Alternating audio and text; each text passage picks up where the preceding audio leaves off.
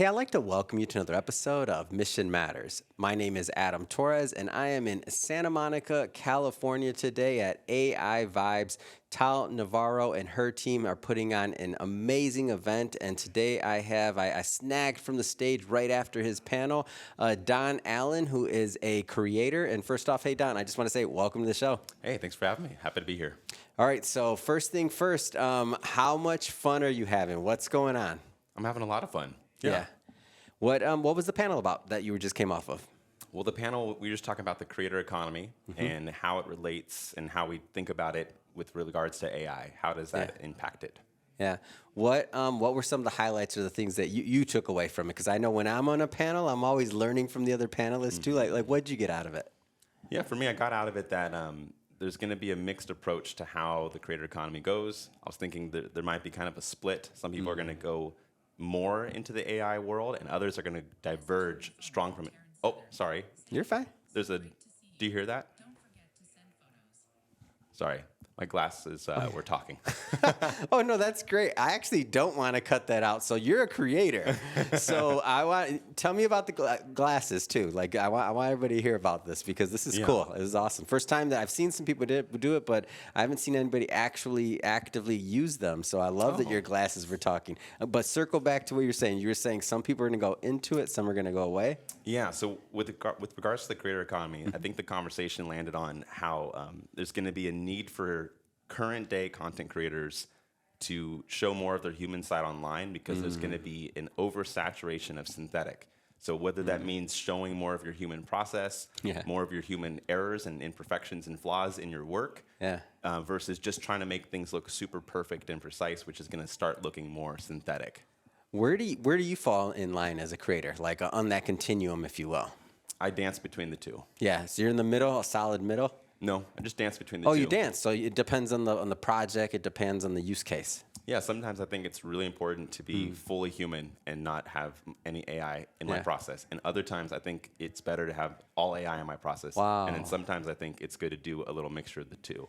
Yeah, I think as I've gotten further and further in it all, I think that it's interesting. So we're shooting, by the way, for everybody that's watching this. This is the first time I've used this camera. This is an AI camera.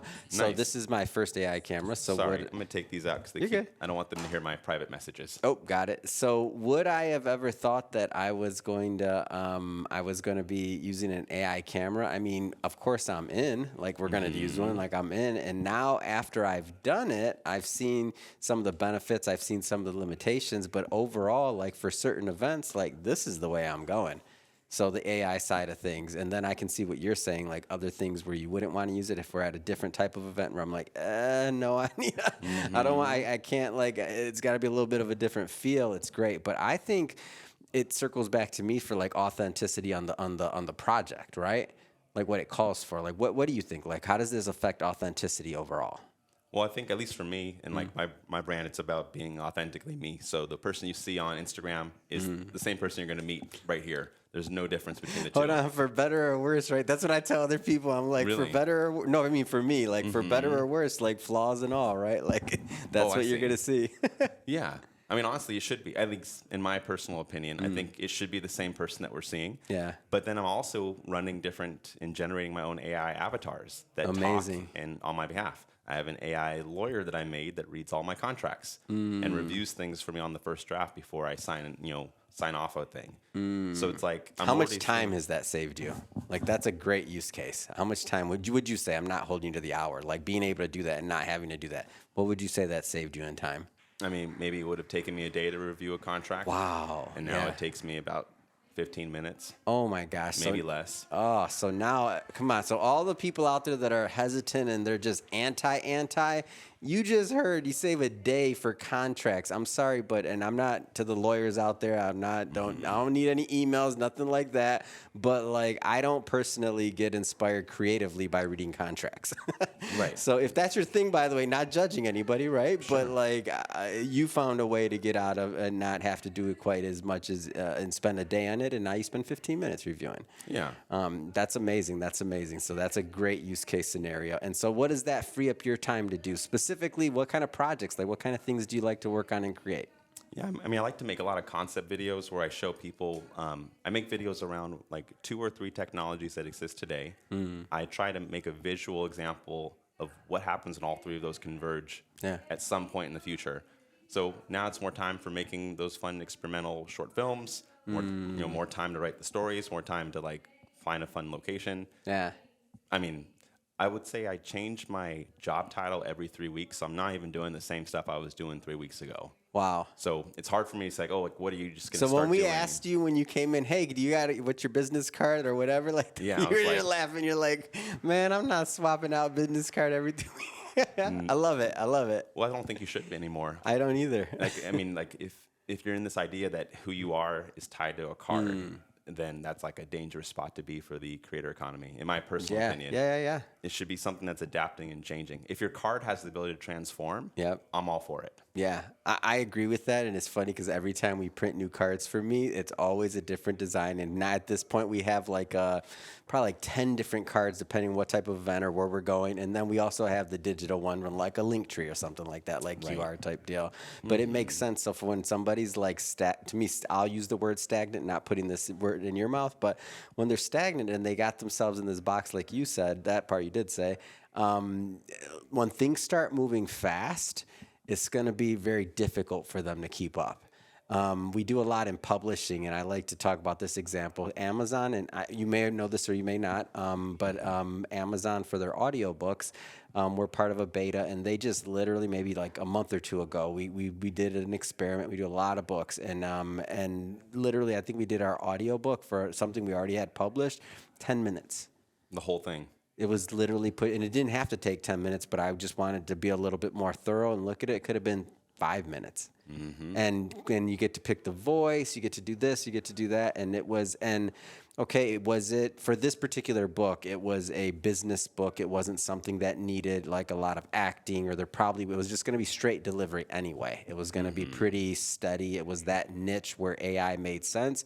Would that make sense maybe for a book that has a particular like high bit of energy or the special delivery that's needed? Maybe not. So I'm not saying that they like replaced humans on that, but I can tell you that my company, we stopped, we said any marketing or anything that we have to do that's going towards growing our audiobook division, kill it.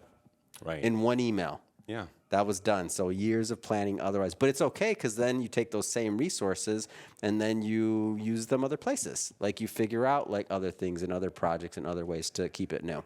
Yeah, so like my wife, she actually used to be a voice actress, and she did a lot of audiobooks manually. Wow. Had a whole microphone set up, converted like a whole closet into a microphone set up for good sound, would have these 7, 8, 9-hour day recordings trying to do an audiobook. And as she started learning about AI, and I would show her stuff, and she'd see stuff on her own, she's completely pivoted away from audio because she's like, that industry's done. Yeah. You know, if you're doing like long form audio content, like audiobooks, like, and you said, you know, maybe you can't talk about like the, you know, a lot of acting and stuff. Yeah. That's already changing. Yeah. Like this week, I saw a tool that actually has very, very impressive emotional states that you can hear in the generated audio. They're not bad at all. In fact, someone might just think it's a good act. It might be like a good performance. For sure. But it was just text as the input. And then the output is an emotional audio performance. Yeah. So we're already past the idea of it just being for the audio facts and very clear, stable, monotone delivery. Yeah. That's already last week. Yeah. What excites you right now? Like Everything. you have a unique vantage point, like being a creator and like in AI, and because you're on both sides of it. For me, I'm a little slow. I'm a slow adopter only because it's more of a tool to like, but I'm not proactively. My team does. My team they figure out things and like, oh, we should be doing this, we should be doing that. But like what excites you right now? It could be technology, it could be otherwise. Like what gets you fired up? Just the fact that people are going to be forced to adapt. Yeah. I'm excited like by that. Yeah. I'm like, cool. I feel like there's a lot of things that I wasn't thrilled with in reality that have not adapted, like the education system, legal system, political systems. And I feel like now, whether or not they like it, it's all going to be forced to adapt. When did you kind of take that role of creator? Were you always like growing up as a kid? Were you always like when did you kind of walk into your shoes as a creator and be like, I'm a creator? Like, or is it natural? Like, was it a progression? I mean, honestly, just to repeat, I change my title every 3 weeks. Yeah. So maybe this week it's important to be a creator. Last week I would have said like Bob Ross of the metaverse. Then maybe a month before that it would have been like AI consultant. Then a few months before that I would have said more like 3D asset creation. Wow. So I really don't like having a. How about entrepreneurial? Do you think is that a type of something that you would call yourself, like entrepreneurial? Yeah, that sounds more aligned. Yeah. Have you always been entrepreneurial, like when you were growing up, or like? Yeah. Yeah, I would think so. What was your, if you don't mind me asking, what was your first business? Do you remember? Yeah, I do. I'll tell you mine. Mine was baseball cards. Like I used to sell baseball cards at school, and like I wasn't my friend was the candy person, like, and he sold the candy, and then another friend was like the comic book person. Like that's how I grew up. What was your first business? My first one is I learned how to use Photoshop, and I used to edit people's MySpace profile pictures. Come on. Really? You were that far ahead thinking of that? That's amazing. I was a little kid. Wow. I was like very little. I wasn't even in high school yet. So do you think you had an eye for it? And like how does that happen? Like, that's amazing, by the way. Because and just for perspective, for everybody out there that doesn't know, the younger people that may watch this that don't know what MySpace is, that's the beginning of it all. That's the beginning. I would argue it's the beginning of social media. I don't know anything else that was before that. Maybe there was something else, and it wasn't social media then. But to be thinking, people weren't really thinking about their picture or their representation of how they looked online back then. Like there was so that would have been like a big ordeal to be editing a picture, or for somebody to have the thought process to do it. I think that was around 2006 for me. Wow. Were you into photography before that, or like kind of? No, I was a little kid in elementary school. What? Yeah. And you did MySpace kind of like speak to you? Like did you just understand kind of like it, or did you? Well, no, I just actually, it was illegal for me to have a business. So thank God that year I think PayPal came out. So I made a PayPal account and I was able to take money so that I could edit people's profile photos. I acted like I made a website using an old app that's expired called Dreamweaver. I learned how to use Dreamweaver. Oh my gosh, that's amazing. I made this Dreamweaver website where you can basically see what kind of photos I've edited before and after. And if you like it, you hit this button and it emails me. I was a kid. I mean, I was that like is a kid, amazing. Made it seem like I was a whole graphic design studio. I was not.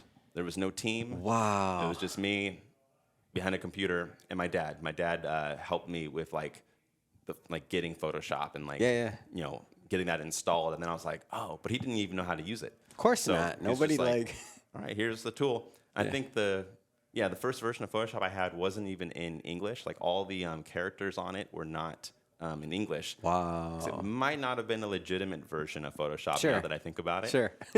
As a kid, I was like, oh, it's interesting. So I just learned off of all the icons. Yeah. And then used that as like my teaching tool. Wow. And then as a kid, I was like, okay, I'm going to start accepting payments from PayPal. And I learned right then, I guess I started as an entrepreneur right there. I was still, I think, just finishing middle school when I was like, oh, people want cool MySpace photos and they'll pay for it.